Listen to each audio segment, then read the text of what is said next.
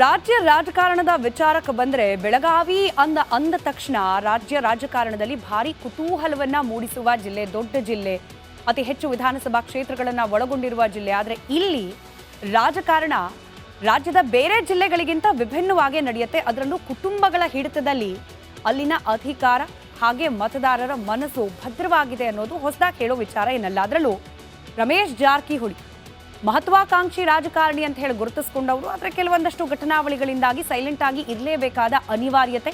ಹೀಗಾಗಿ ಎಲ್ಲೋ ಒಂದ್ ಕಡೆ ತಮ್ಮ ವರ್ಚಸ್ಸು ಹಾಗೆ ಹಿಡಿತವನ್ನ ಕಳ್ಕೊಂಡ್ಬಿಟ್ರ ರಮೇಶ್ ಜಾರಕಿಹೊಳಿ ಬೆಳಗಾವಿ ರಾಜಕಾರಣದ ವಿಚಾರದಲ್ಲಿ ಅನ್ನೋ ಅನುಮಾನ ಕಾಡ್ತಾ ಇತ್ತು. ಇದೀಗ ದಶಕಗಳ ಕಾಲದಿಂದಲೂ ಕೂಡ ಬೆಳಗಾವಿ ರಾಜಕಾರಣವನ್ನ ಒಂದು ಹಂತಕ್ಕೆ ತಮ್ಮ ಹಿಡಿತದಲ್ಲಿ ಇಟ್ಕೊಂಡಿದ್ದ ರಮೇಶ್ ಜಾರಕಿಹೊಳಿ ಮತ್ತೆ ಆಕ್ಟಿವ್ ಆಗ್ತಾ ಇದ್ದಾರೆ.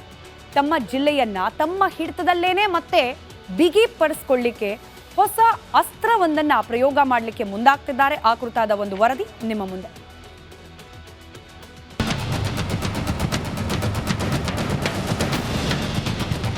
ಎಸ್, ಬೆಳಗಾವಿ ಪ್ರಾಬಲ್ಯವನ್ನ ಮತ್ತಷ್ಟು ಗಟ್ಟಿ ಮಾಡಿಕೊಳ್ಳುವುದಕ್ಕೆ ರಮೇಶ್ ಶೆಟ್ಟರ್ರನ್ನ ಈ ಬಾರಿ ಬೆಳಗಾವಿ ಲೋಕಸಭಾ ಕ್ಷೇತ್ರದಿಂದ ಕಣಕ್ಕಿಳಿಸೋದಕ್ಕೆ ಕಸರತ್ತು ನಡೆಸಿದ್ದಾರೆ.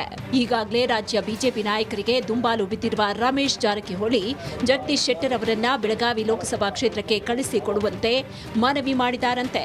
ಈ ಮೂಲಕ ತಮ್ಮ ಅತ್ಯಂತ ಪರಮಾಪ್ತರಲ್ಲಿ ಒಬ್ಬರಾಗಿರುವ ಜಗದೀಶ್ ಶೆಟ್ಟರ್ ಬೆಳಗಾವಿಯಿಂದ ಆಯ್ಕೆಯಾದರೆ ತಮ್ಮ ಜಿಲ್ಲೆಯ ಮೇಲಿನ ರಾಜಕೀಯ ಹಿಡಿತ ಮತ್ತಷ್ಟು ಭದ್ರವಾಗಿರಲಿದೆ ಅನ್ನೋದು ರಮೇಶ್ ಜಾರಕಿಹೊಳಿಯ ಲೆಕ್ಕಾಚಾರ.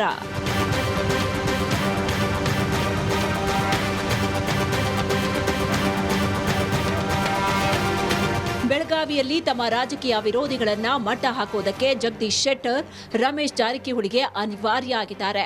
ಬೆಳಗಾವಿ ರಾಜಕಾರಣದಲ್ಲಿ ರಮೇಶ್ ಜಾರಕಿಹೊಳಿ ಬುಡವನ್ನೇ ಅಲ್ಲಾಡಿಸ್ತಾ ಇರುವ ಸಚಿವೆ ಲಕ್ಷ್ಮೀ ಹೆಬ್ಬಾಳ್ಕರ್ ಜಾರಕಿಹೊಳಿಯ ಮೊದಲ ಟಾರ್ಗೆಟ್. ಯಾಕೆ ಅಂದ್ರೆ ಲಕ್ಷ್ಮೀ ಹೆಬ್ಬಾಳ್ಕರ್ ತಮ್ಮ ಪುತ್ರ ಮೃಣಾಲ್ಗೆ ಲೋಕ ಟಿಕೆಟ್ ಕೊಡಿಸುವಲ್ಲಿ ತೆರೆಮರೆಯಲ್ಲಿ ಕಸರತ್ತು ಶುರು ಮಾಡಿದ್ದಾರೆ.